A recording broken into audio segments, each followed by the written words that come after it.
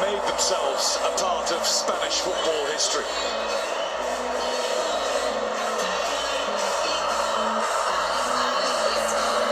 For all the successes of, in particular, Real Madrid, but also Barcelona and Atletico Madrid and Valencia and Sevilla and the other great Spanish club sides on the greatest world stage. It's incredible, really, that prior to tonight, they'd only ever been world champions once before. That now changes.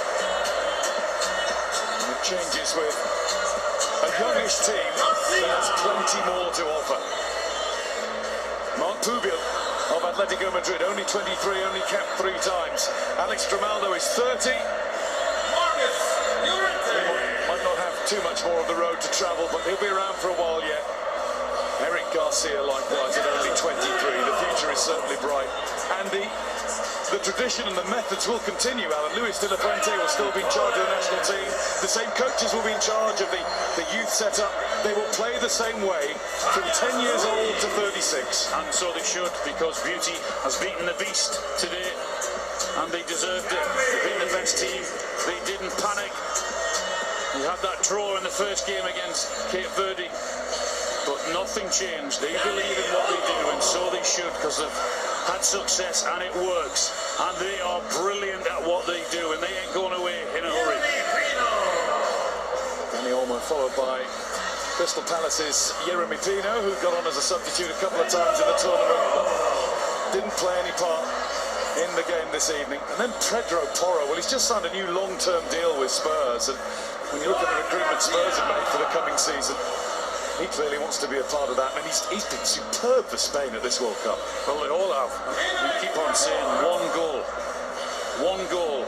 Simon's had to face 10 shots on target this tournament. 10 shots on target in 8 games. The work that goes on in front of him to stop that is incredible. And they follow Italy in 1938 and 1982, and West Germany in 1990. As the only teams to have won the World Cup without ever being behind in any game. You were mentioning about Unai Simon getting the Golden Glove.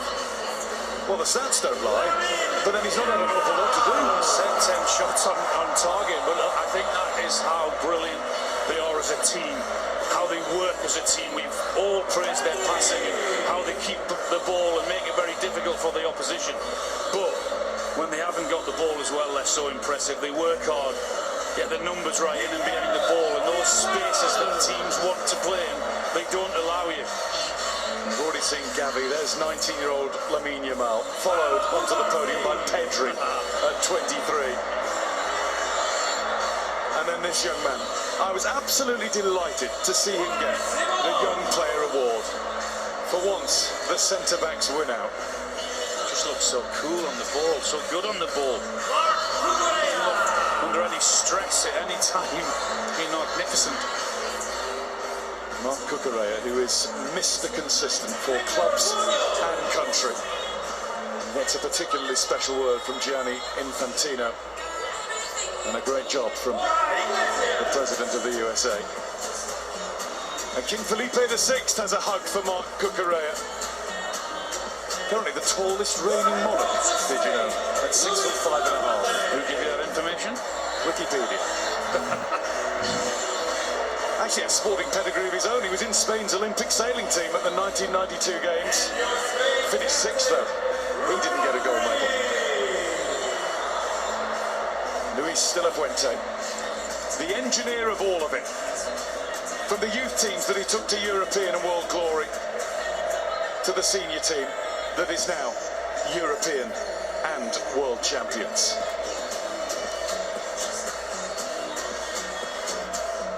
Following the coach, the player of the tournament, the Golden Ball winner, 2 years ago the Ballon d'Or winner, Rodri, will come and get his medal. Players at this tournament, wouldn't you know it, being the USA, are also going to get special Super Bowl style rings. And FIFA, naturally, are making another almost couple of thousand of them. Not for charity. A hug for Rodri from the King and from all the Spanish dignitaries, and he will have the task of lifting the World Cup trophy. The class of 2010 have been here to watch the next generation lift Spain to world football glory. They've been gazed upon by Xavi, Iniesta, Ramos, Casillas, Puyol and all. But now it's the turn of the next all-talented Spain team.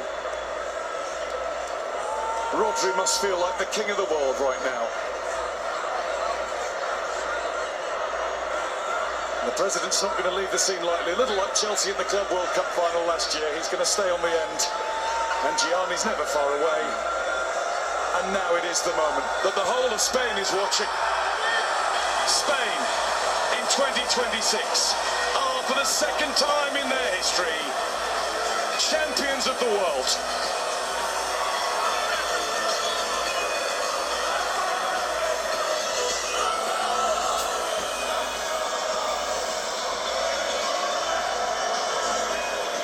Thank you, Guy. Thank you, Alan.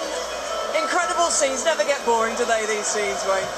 No, Never tired of them. No, it's great, obviously, to see the players after a long tournament lifting the World Cup and fully deserved it. And that's great as well to see the Argentine players still out there clapping their fans and obviously showing their appreciation at the end, eventually, to the Spanish players. But the emotion etched all over Messi's face. What does it tell you? Yeah, it really does. He's quite an emotional man when he loses anyway, but it's not about Messi today. It's this. Honestly, I've had a decent career myself, but just looking on, just thinking, I can't imagine how it feels to be world champions. World Cup, unbelievable. In a World Cup, of course, that had more teams than ever and an extra round of matches to get through, it's tough to get to the top here. That man Fabian, though, he won the Champions League and